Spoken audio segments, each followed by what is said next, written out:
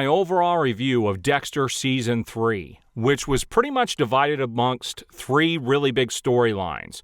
The first and the least important one was Dexter getting married to Rita. We also had the Skinner killer, which really didn't come into light until about the second half of the season. And we have the really big story was Dexter becoming really good friends with the ADA in the season, Miguel Prado, who was played by Jimmy Smits. Now, this season, in my opinion, was the best of all three seasons up until this point. I will tell you, going into Season 4 is my favorite season of Dexter, had the most shocking scene out of any Dexter season. I think it was the pinnacle of Dexter, and it was after Season 4 where the showrunners actually jumped ship, and the final 4 seasons that we got were kind of run by different people. Still a great show. You get familiar with these characters. You understand them, but Season 4 is going to be the best. But Season 3 would be my second favorite. In fact, I think I put these, Season 4, Season 3, Season 2, and Season 1 probably in that order. And then the, seasons 5 through 8 would go far distance. That Season 8 was my least favorite. And we'll kind of do a recap on all of these as we go through this. But what was really good about this season is Dexter was able to find a friend and get closer to Rita and actually feel something.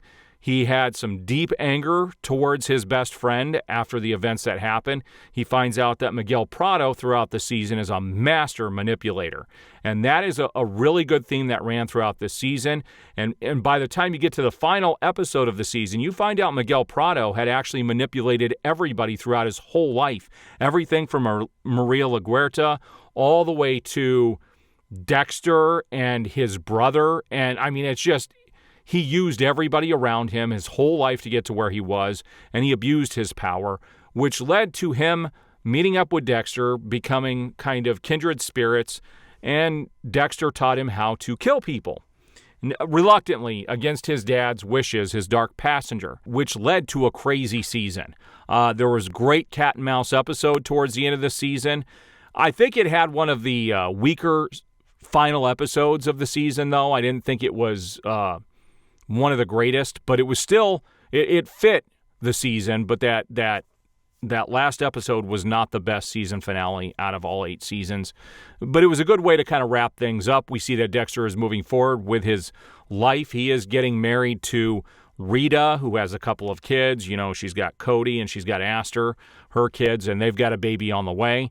So next season is going to bring in even more characters, as his son is actually born by the time the season starts. So we're going to see how their lives have changed. We also had this season, we had some growth with Angel Batista becoming, the head of the department, and Deborah Morgan getting her detective shield. We had Joey Quinn come in, who was a new character. We also had Deborah Morgan dating a CI, so she got close to somebody that she was pretty much connected to throughout most of the season, so it wasn't like she was jumping from person to person. So we're now getting really close to these characters and finding out who they are. And it's by knowing the characters, and that's what's brilliant about this show, is that each character has their role to play, and they're very true to their characters, which allows these writers to create some very interesting and some compelling stories with these characters. I mean, Angel Batista had a scene in this season where he was trying to get a hooker to feel something because he's left his wife. Well, his wife mainly left him because of his cheating. Well, he cheated once, but she left him. He was trying to get some human contact and ended up almost getting caught by undercover cops posing as prostitutes. He ends up then, that agent actually lets him go, gets him out of the situation, and they end up dating. And by the end of this season, they are together. So we're going to see, what happened in these relationships, where it goes from here. But it is leading some more groundwork for upcoming seasons. We've still got 5 more seasons of the show that are out right now.